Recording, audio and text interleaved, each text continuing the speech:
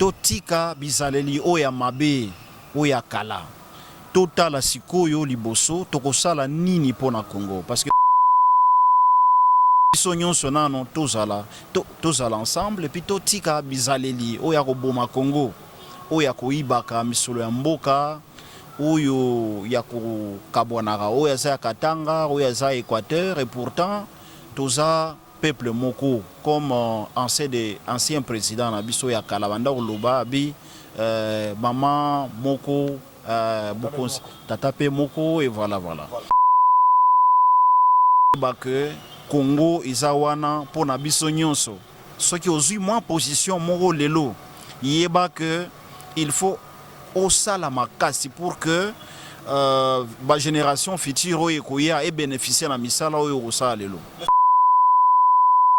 Mais les 31, avant les 31 coutonde tokosangisa sikoyo biloko nyonso tokosa ba savon, ba pantalon, ba chemise, ba sapato nyonso wana tokosangisa ngo na biloko pe ya kolia ba mafuta, ba loso nyonso wana tokosangisa ngo pour que sikoyo ekende na Goma.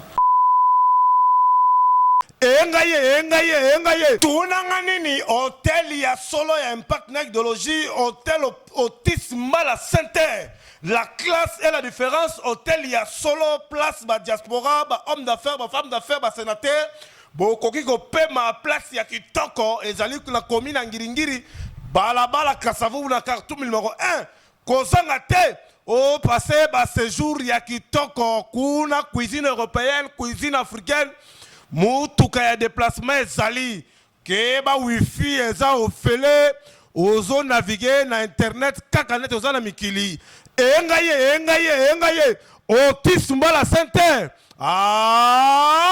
numéro 1 francophonie afandisa idéologie kuna ake eza kitoko bana te numéro 1 francophonie afandisa idéologie kuna akeza kitoko bana poto baza koya neti mbula bana mamba nyonso bana Belgique bana Bela Deutschland bonjour na yoga ibisa bino kaka kituza awa na Ngiri na flat moko kitoko chez papa Otis na ebisio rien à dire kozanga te o passer ba séjour na Otis Mbala Center ba appartement ya solo nda kupe kitoko kofanda place ya kitoko malila kitoko kuna non Otis Mbala Center la classe et la différence kuna kitoko na kitoko elengi na kelengi yaka omona o vivre la waka na sango Otis Mbala Center yaka omona a connaît pas à demander Harry Lokolo moi l'Allemagne la carte Otis Mbala Center avec maman la biso ma véro awande makambo Otis Mbala Center minda kitoko des groupes de jeunes ezali kuna ake eza kitoko kofanda eza kitoko masanga eza na moins cher kolia pe kitoko cuisine africaine cuisine européenne Otis Mbala Center miituka pe déplacement ezali awa poto na Kisasa Otis Mbala Center miituka pe déplacement ezali awa poto na Kisasa ya solo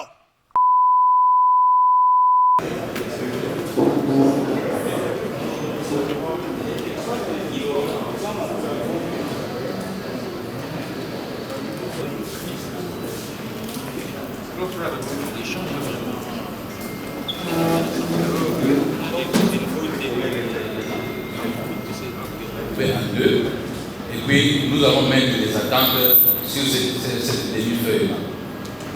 Bien, alors, maintenant nous passons à la désignation des rapporteurs. S'il y a des volontaires pour faire le secrétariat, des rapporteurs de l'atelier, on attend les propositions. Les jeunes, généralement, c'est un travail qui est réservé aux jeunes. Mesdames et messieurs les participants, je voudrais, même à son absence, exprimer de prime abord ma gratitude à l'endroit de Madame la Secrétaire Générale à la Jeunesse nouvelle citoyenneté et cohésion nationale. Parce qu'elle a bien voulu, à travers de ma personne, associer notre structure aux travaux de ces 2 jours.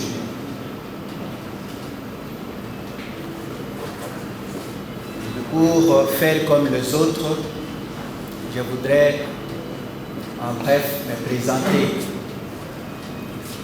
Je m'appelle M. Jean Ouanga. Je suis directeur à l'enseignement supérieur et universitaire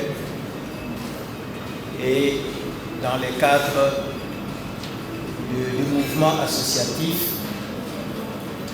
je suis coordonnateur national d'une structure dénommée Observatoire de vertu civique et morale en République démocratique du Congo, en sigle OVC RDC.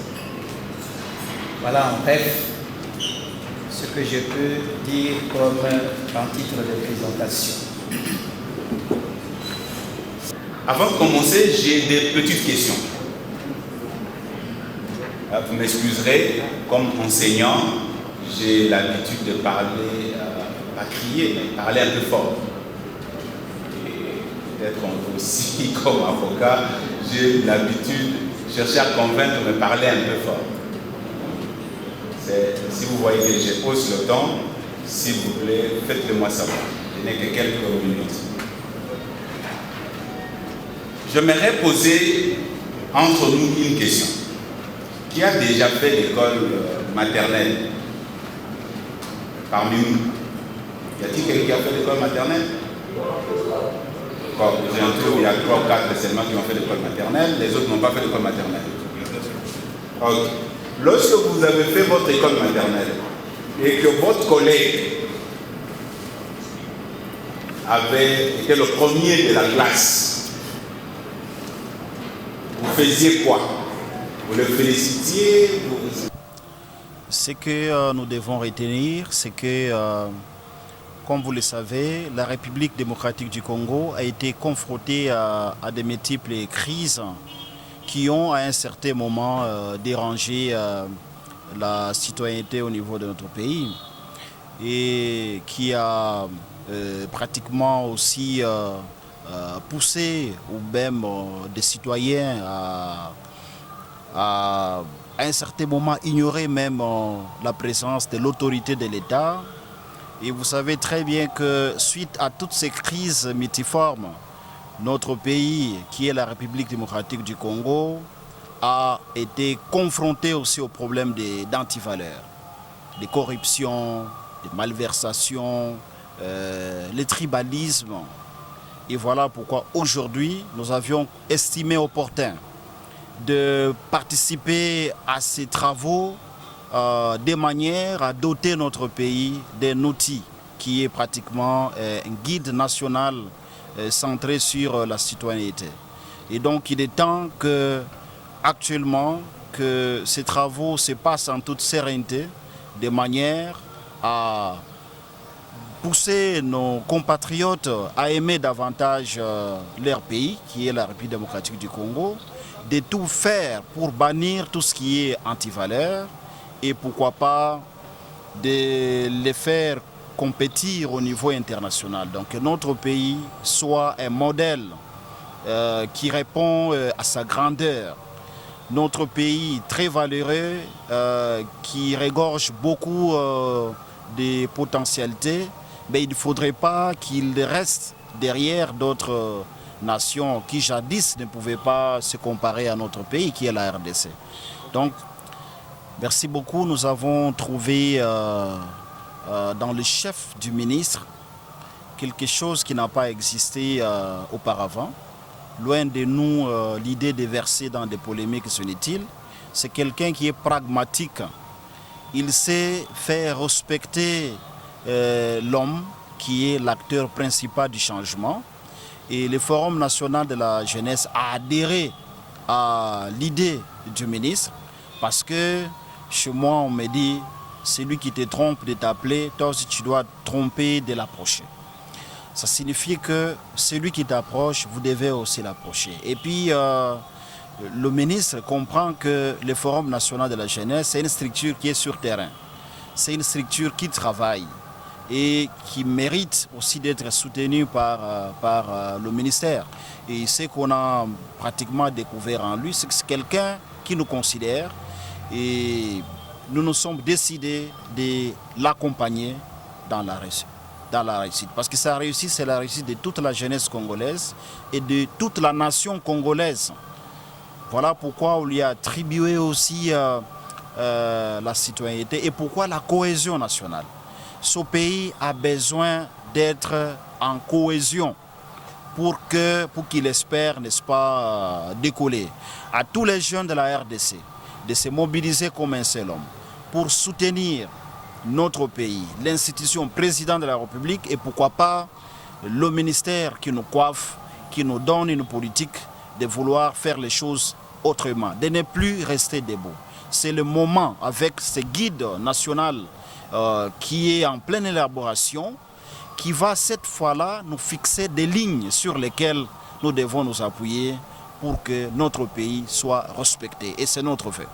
Et donc, mokolo lelo eza mokolo munene parce que jeune na acteur nyonso sangani pour élaborer guide national sur la citoyenneté et aussi sur la cohésion nationale. Et ça guide oyo ekosala que Congolais batala na vision oya donc liboso. Vision wana eza ya ko renforcer davantage unité nationale, cohésion nationale, totika bizaleli oya mabe oya kala. Totala sikoyo liboso tokosala nini pona Congo parce que Congo na biso eza na munene. Mais tala kaka ba guerre nyonso oyo elikanaki nango na Congo oyo esali que bato babosani que il faut tous aller longo. Il faut pas tous se concentrer sur le tribalisme. Il faut que pour que Congo et tombouama et kende liboso, il faut bisognon sonano tous à ensemble et puis totika bizaleli oya ko boma Congo oya ko ibaka misolo ya mboka oyo ya ko kabwanaka oya za Katanga oya za Équateur et pourtant toza peuple moko comme ancien président na biso ya Kalabanda Oloba bi maman moko tatape moko et voilà. Et donc nous devons ignorer la pratique nyonso ya kalao ya mabe. Tout yeba que l'union fait la force. Ce qui to lingi Congo ekende liboso, il faut nano biso nyonso to yeba rôle na biso iza nini pona lelo pe pona lobby. Kasi ata soki totali sima place nini oyo biso tokweyaki. Et lelo tokotelema ndenge nini pour que Congo na biso tala toza na pays moko eza riche mais tala pauvreté ndenge eza korenye na mboka. C'est parce que patriotisme ezangi na bato. Yo kanisi ke soko oyibi mbongo ekozala pona intérêt kaka ya yo moko. Mais soki oyibi te donc mbongo nyonso wana ekotonga Congo. Voilà pourquoi toyeba que Congo eza wana pona biso nyonso. Soki ozui moins position moko lelo yeba que il faut osala makasi pour que la génération future et bénéficier de la misala oyo osala lelo. Monsieur l'honorable Mutuna Soukizali, ministre Zola Yves, vous allez qui le vous allez président et la fondation Force du changement vous belé mbela mandeko na biso ya Goma. On a makambo teli récolte et comme boni parce que semaine yango le bagike ozobana déjà action ya récolte. Est-ce que si vous avez déjà des marches pour la routine de bandeko na biso au bazwa ki problème ya volcan na niveau ya Goma. To le biboye. Opération wana to clôturer ango le 31 août.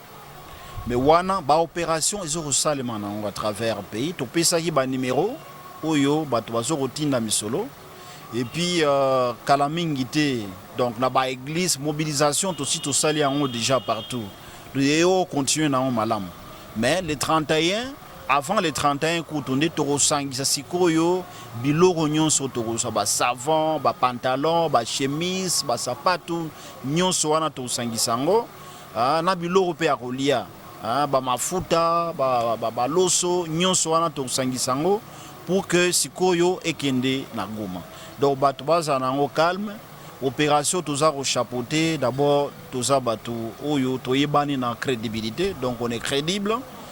Biloko nyonso tozwango et puis tokindo tikila bande on abiso oya Goma non seulement volcan wana epesi mwa mikakatano mais dalakaka d'ailleurs nde coin wana tolingi patriotisme ezala lisusu cultivé parce que place wana ba Ebola banini ebandelaka kuna makambo nini oya ba guerre wana batu o balingi Congo te bandongolo miso bakotelaka kuna. Donc, occasion oyo bapesi biso pour que guide national otokosala et servir na bato nyonso pour bayeba que intérêt liboso il faut ezala nano ya peuple. Biso toza Forum national de la jeunesse, pas force du changement. Force du changement est un mouvement moko o eza pe na kati ya Forum national ya jeunesse. Merci. Merci beaucoup honorable.